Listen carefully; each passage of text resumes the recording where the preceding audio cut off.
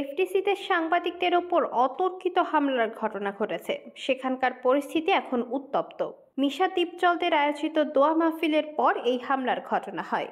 কে বা কারা হামলা করেছে তা নিশ্চিত হওয়া যায়নি। পরিস্থিতি স্বাভাবিক করার চেষ্টা করছেন মিশা সওদাগর। মঙ্গলবার সন্ধ্যা ৬টার দিকে এই ঘটনার সূত্রপাত ঘটে। শতাধিক সংবাদকর্মী আহত হয়েছে বলে দাবি করা হচ্ছে। সবশেষ তথ্য, পরিস্থিতি নিয়ন্ত্রণে নিতে অসংখ্য পুলিশ সদস্য উপস্থিত হয়েছেন। ঘটনাস্থলে সাংবাদিক লিমন আহমেদ বলেন, আমাদের আমন্ত্রণ জানিয়েছেন বলেই আমরা এসেছিলাম। সংবাদ সংগ্রহের জন্য এফটিসিতে আসি, কিন্তু এইভাবে সহকর্মীদের ওপর হামলাকারীদের শাস্তির দাবি করছি। এরই মধ্যে বেশ কয়েকজন সাংবাদিকের রক্তাক্ত হওয়ার ভিডিও ফুটেজ কালবেলার কাছে এসেছে। সাংবাদিকদের অভিযোগ, এই হামলার পেছনে বেশ কয়েকজন শিল্পীও জড়িত।